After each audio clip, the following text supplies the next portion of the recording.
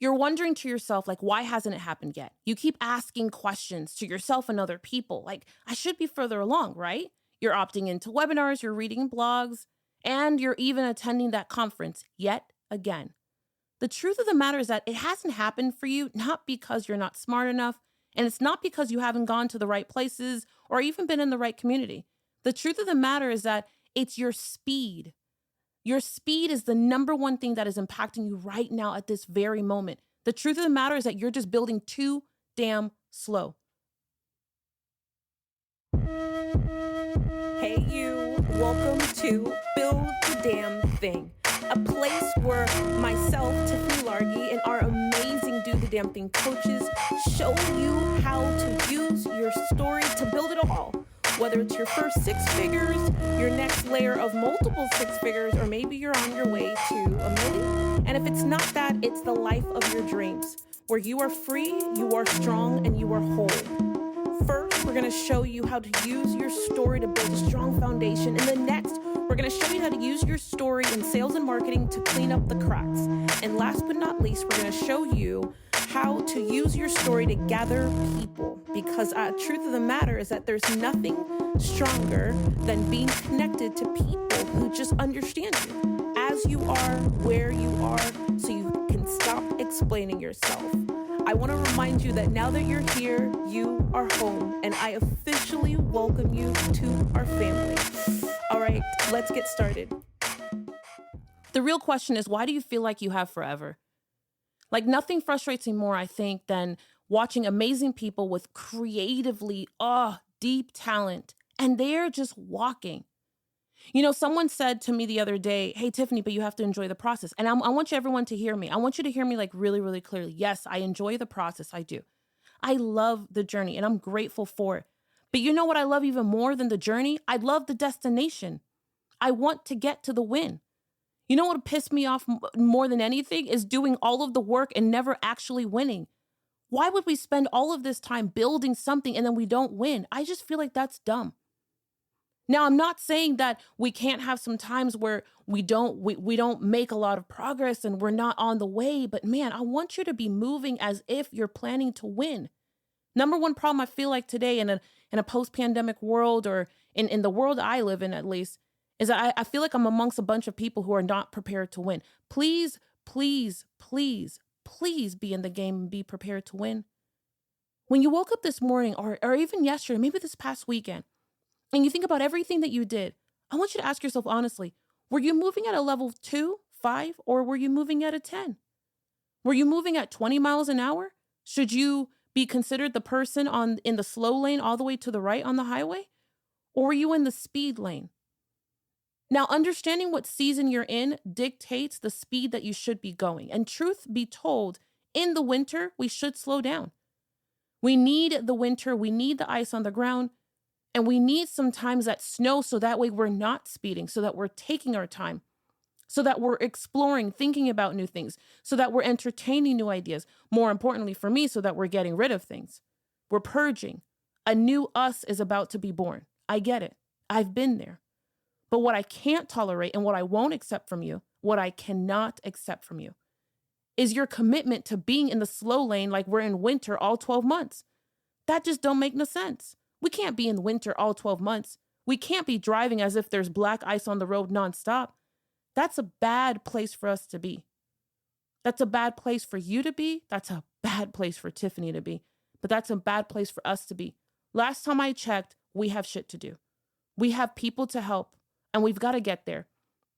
And you know how fast we've got to get there? Before we die. I know that statement even feels harsh and like you're like, Tiffany, I don't appreciate it. I don't really care. 7 months ago, I thought that I had the whole world figured out. I had a brand new map laid out for Do the Damn Thing Nation and a couple of the other companies that we run. And I really thought that this thing was a landslide kind of a thing. And February 12th, my ass was rushed to the hospital and I had what was the beginning of just massive, insurmountable pain. And I had emergency surgery. They operated on me for 5 hours in the middle of the night on February 13th, and a very nice human saved my life. As I laid there days after, in silence by myself, trying to not, I want to say the word recover, but shit, I feel like recovery is still happening. I spent 10 days in the hospital, a month in a recliner, and every moment after that, all I could do was ask people for help.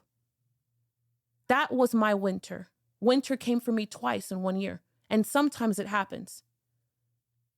As soon as I properly began to heal and I could coherently hold conversations, there was no need for me to act and behave as if I was still in the recliner. Are you behaving right now? Are you moving in your life right now like you're still in winter? 80% of the problems that I see happen for the people who are not around me, but the amazing people who either come knock on our door, come to our live events, ask us for questions online, is they're just moving too slow. They're moving around like they have infinite time.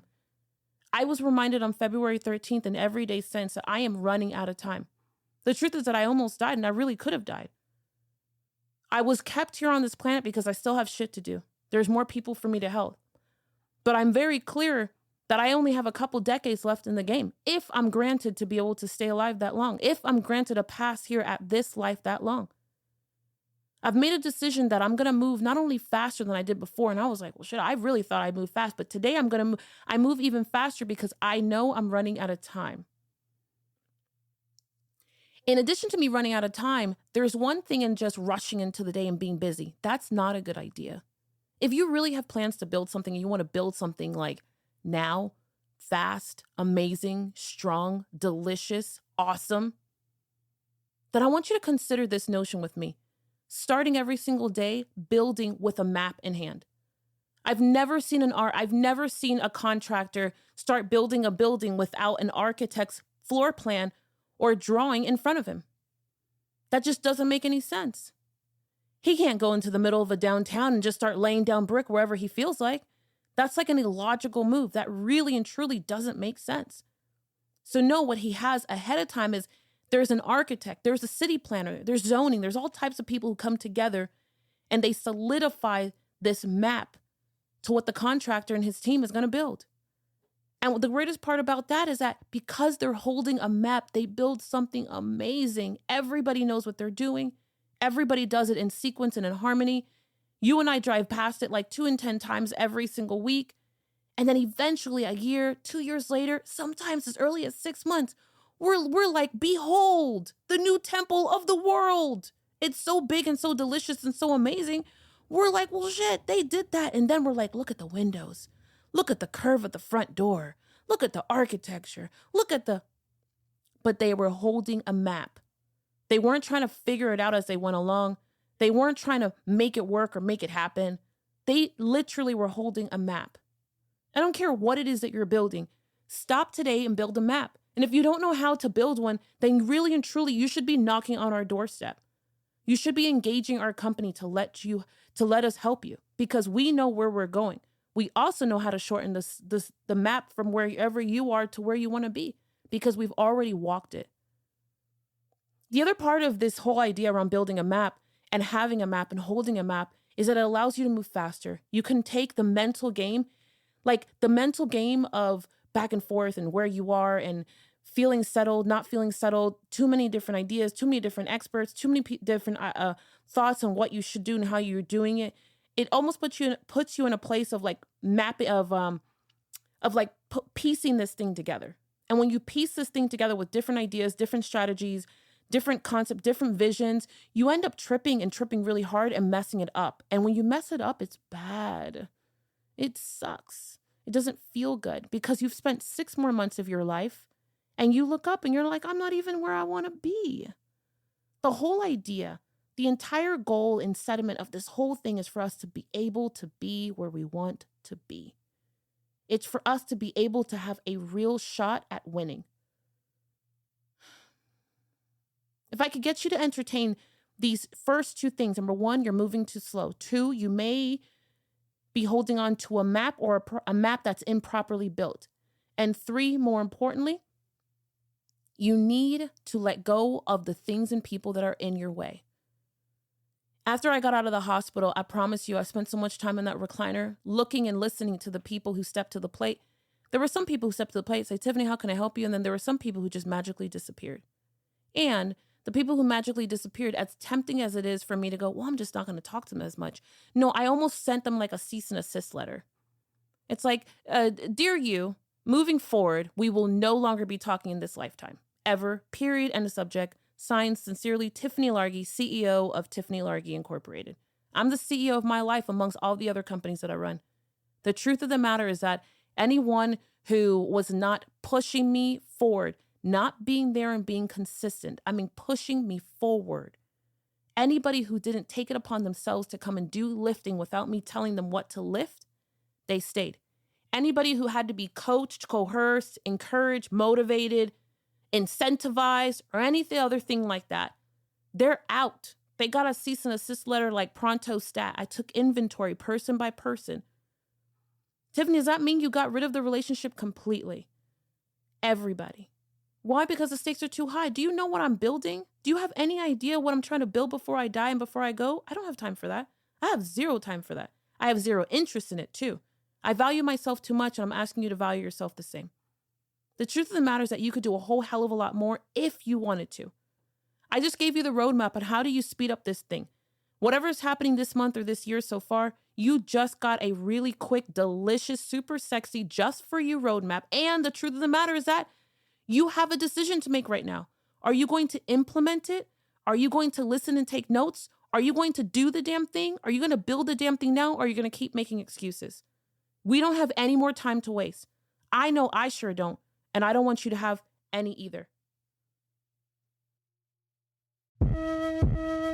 I hope that episode was amazing for you and you are closer to building the damn thing. I can't wait to hear what your thoughts were, what part you loved, and the action that you're going to go take, because the truth of the matter is that the person who wins is not the person who gets there first. It's the person who takes action first. Now, I've got a gift for you, and it is at www.strappedhustle.com. It is imperative that you run there and you see all types of goodies, starting with the 7 must-haves that you gotta put when telling your story. There is so much deliciousness awaiting for you. I would love nothing more than for you to go ahead and give us a thumbs up and a 5-star review on not just this episode, but this entire series of how do you build the damn thing.